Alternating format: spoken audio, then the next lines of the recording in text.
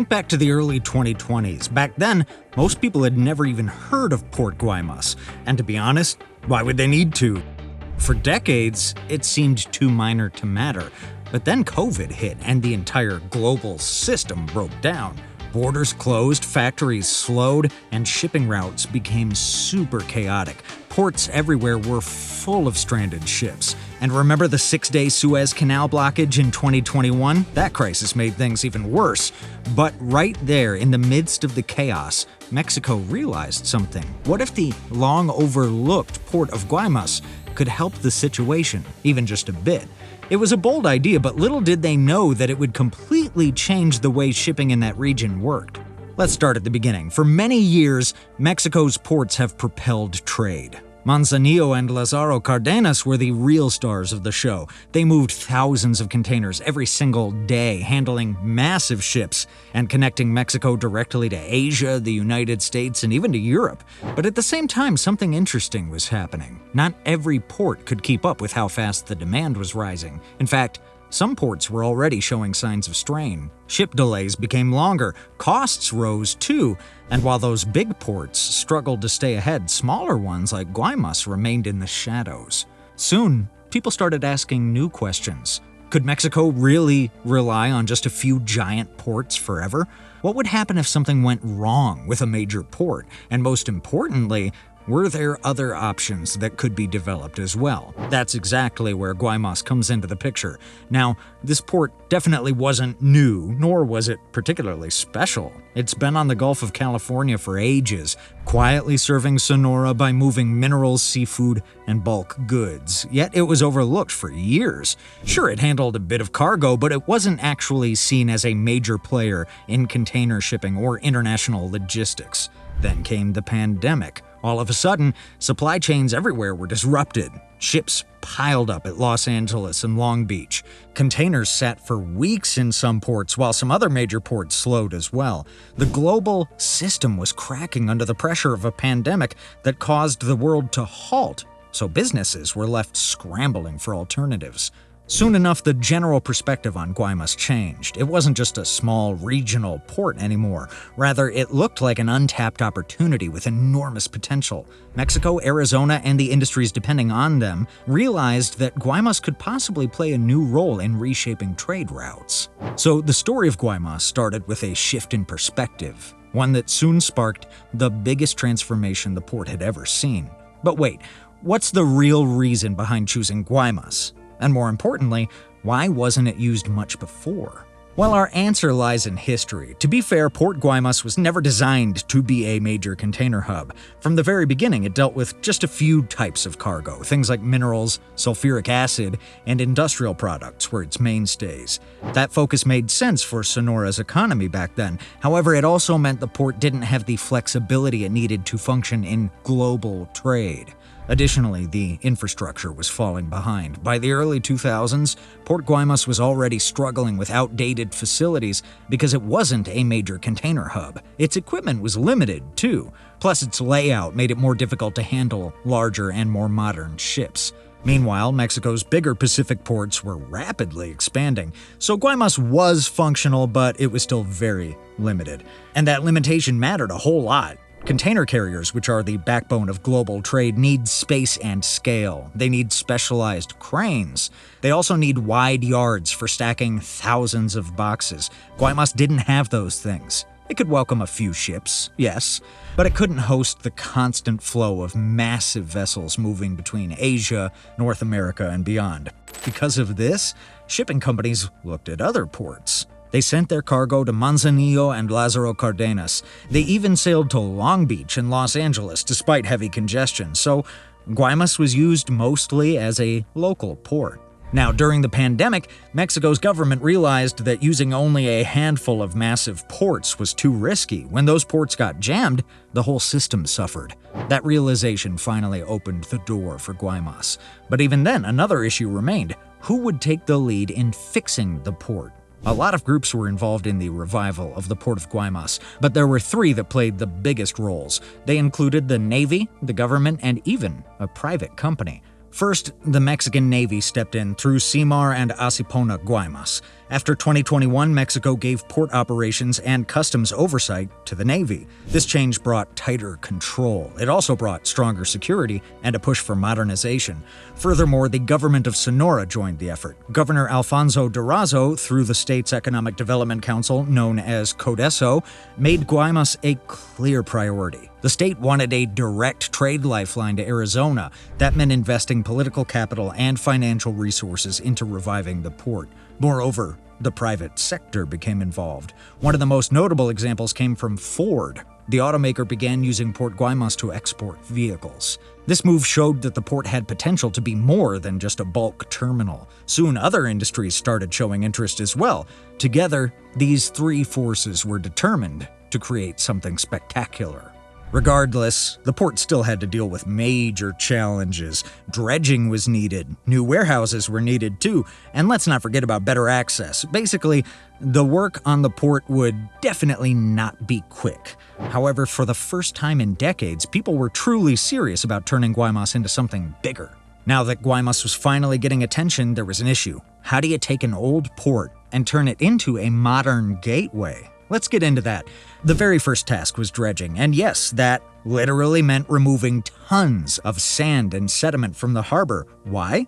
Well, it's because the old port was shallow. It could handle smaller bulk ships, but not the larger, heavier vessels that are needed for global trade. And dredging was just a part of the first issues. New equipment and changes to the layout were also needed, so the crews dug deeper. They cleared channels, widened the basin, and little by little Guaymas started taking shape. But dredging alone wasn't enough. The port also needed stronger security. In the past, Guaymas had basic systems, but Mexico wanted something bigger and better. After 2021, the Navy was in charge. That meant cameras, surveillance networks, and customs oversight built to SEMAR standards. These advancements were important for shippers because it gave them confidence that cargo moving through Guaymas would be safe and closely monitored. While that work moved forward, another big improvement took shape: a refrigerated warehouse. Sonora produces seafood and other perishable goods, and in the past, the port lacked cold storage facilities, which made exporting those products difficult. Luckily, with a new refrigerated warehouse, Guaymas could now handle shrimp, fish, and even strategic cargo that required temperature control. It was clear that the port wasn't just about minerals or cars. It could support a much wider range of industries. And then there was the onshore side. The layout of the port itself needed to change. Yards that once handled only bulk materials were changed so they could handle mixed cargo. Access roads were reconfigured to improve flow. Platforms were built to handle cars and trucks more efficiently. Even the utility systems inside the port were modernized so they'd handle new demands. All of this created a sort of domino effect. With better facilities, companies now started paying closer attention. Ford was one of the first to jump in. They began using Guaymas to ship vehicles abroad. That move sent a strong message. If a global automaker trusted the new Guaymas, then others could too. But the modernization wasn't just concerned with physical upgrades, it was also about collaboration. Federal agencies brought in resources. The state government, too, pushed hard to make Guaymas a centerpiece of Sonora's economic future. And let's not forget the private companies who showed that they were ready to use the port.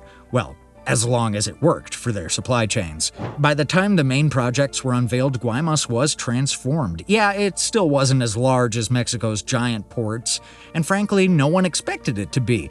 But it was finally functional, modern, and versatile. For the first time in decades, it was ready to handle more than just limited types of cargo. And that was the real turning point. Guaymas moved from being a forgotten port to being a serious contender.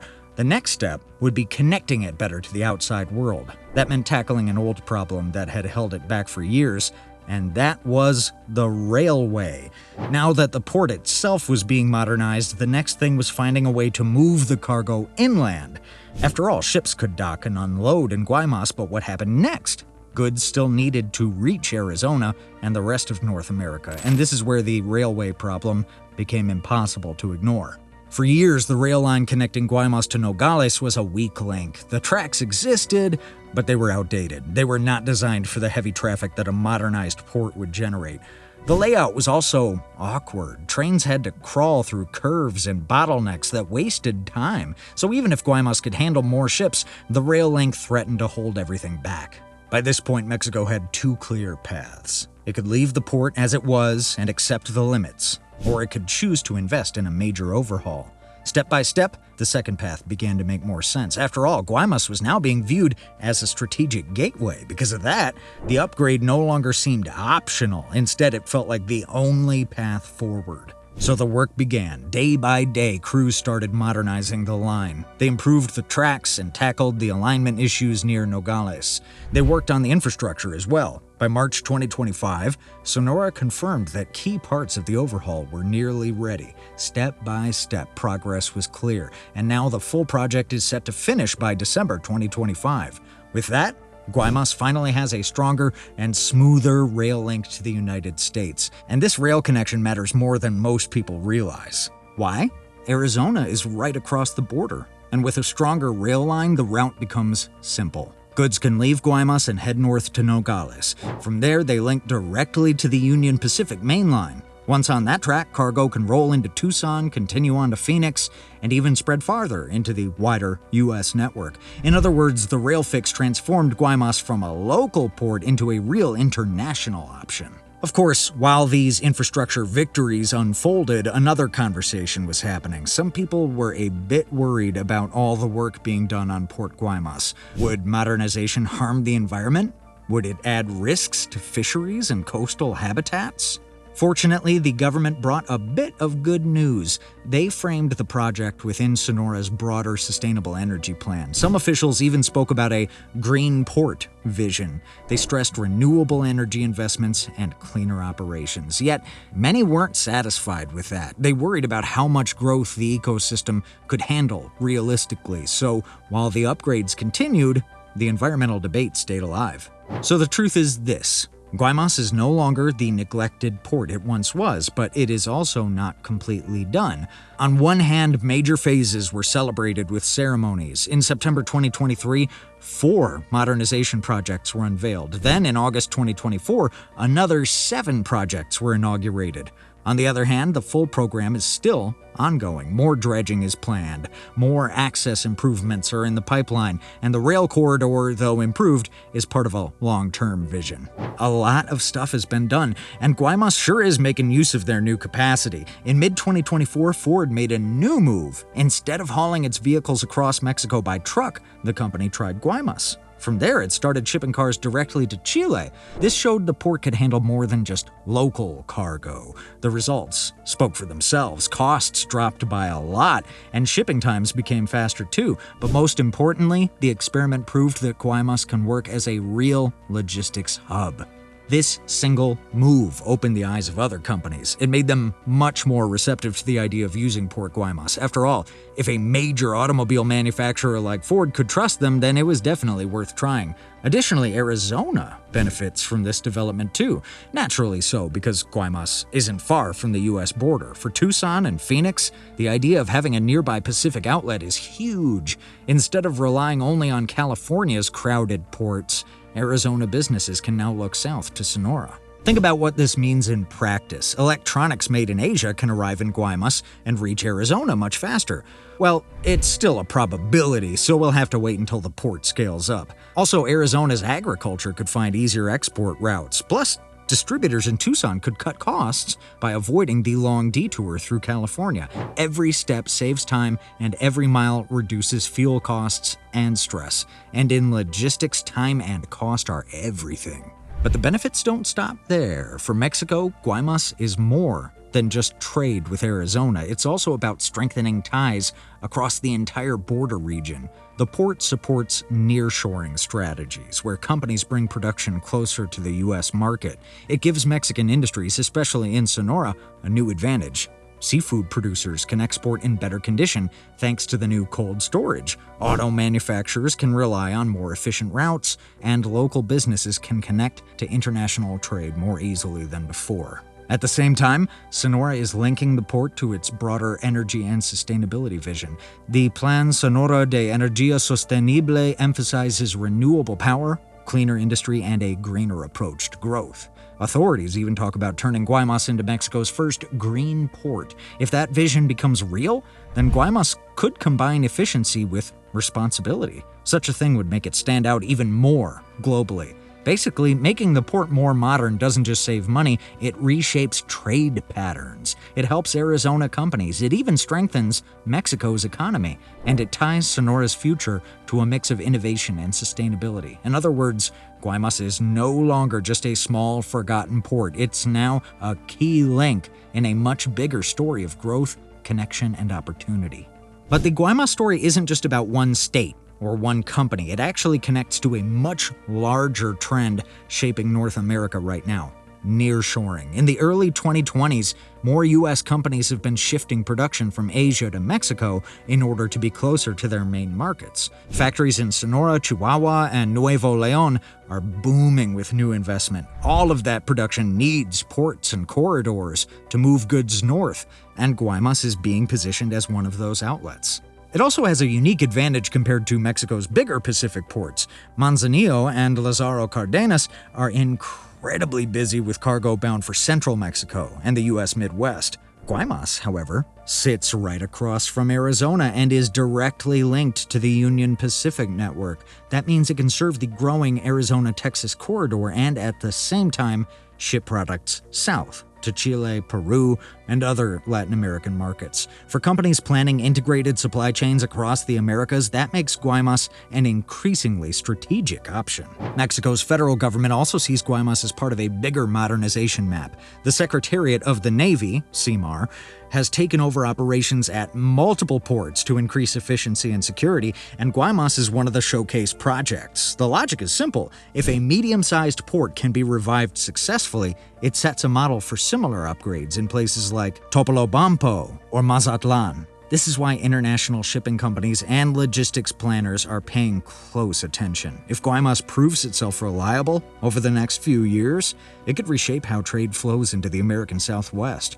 And in global logistics, reputation matters. Once a port gains trust, opportunities multiply not just for Sonora, but for Mexico's role in North American trade as a whole. But what are your thoughts on the entire port project? Is there anything you think should have been done differently? Leave your thoughts in the comments and don't forget to hit like, share, and subscribe for more videos like this.